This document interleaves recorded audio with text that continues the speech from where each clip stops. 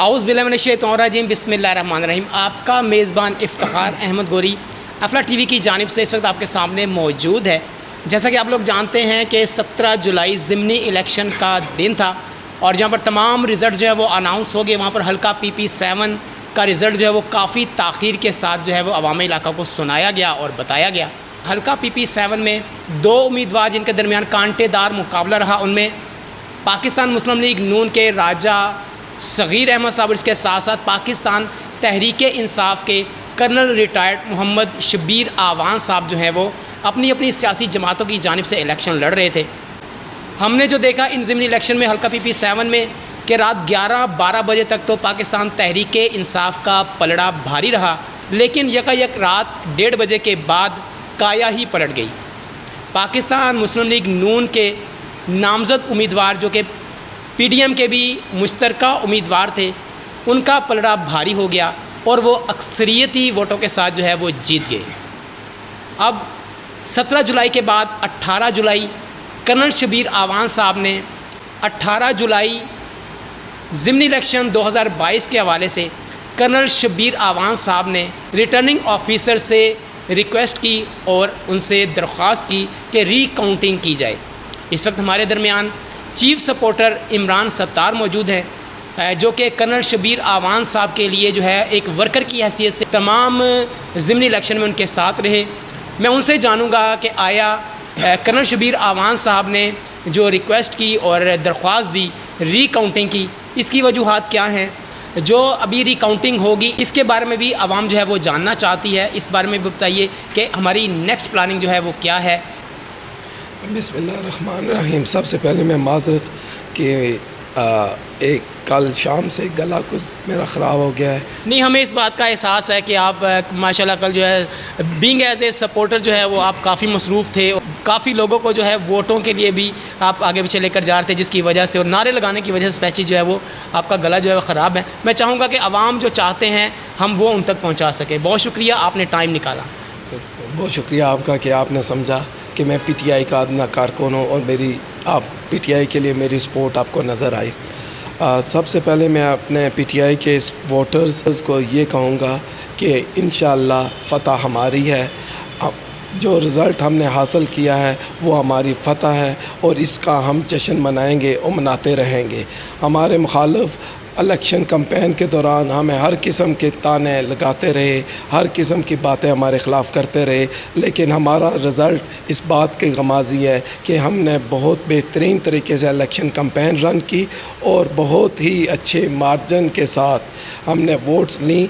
جو اب دیکھیں دونوں کینڈیڈیٹس کی ووٹ تقریباً 69,000 کے قریب ہیں اور ڈفرینس جو ابھی بن رہا ہے وہ 49 ووٹس کا ہے. ہم الیکشن شروع ہونے سے پہلے یہ ہمیں کہہ رہے تھے کہ ہماری فتح کا جو مارجن ہوگا وہ تقریباً 25,000 کے قریب ہوگا.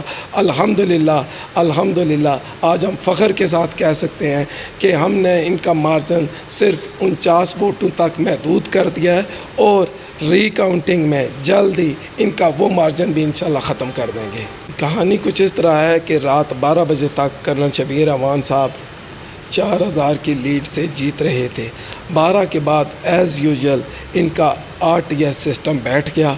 2 گھنٹے تک ہر طرف عوام منتظر رہی کہ ابھی رزلٹ کمپلیٹ ہو کے کمپائل ہو کے ملیں گے، لیکن 2 گھنٹے بلکہ 3 گھنٹے کے انتظار تک رزلٹ اناؤنس نہ کیے گئے.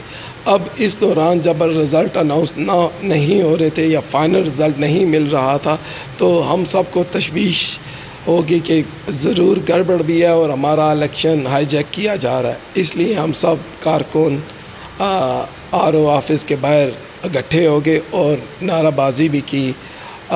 اس کے بعد جو ہمیں رزلٹ دیا گیا، پہلے رزلٹ اس طرح تھا کہ 245 ووٹ کے ساتھ کرنل شبیر صاحب جیت رہے تھے. جو اناؤنس کیا گیا جس پہ ابھی ہم سب ایگری نہیں ہوئے وہ 49 ووٹ کا ہے. اس لیے ہم نے ری کاؤنٹنگ کی دوبارہ درخواست دی ہے. سب سے پہلے جو مارجن فتح کا ان کی طرف ڈالا جا رہا ہے وہ 49 ووٹس کا ہے.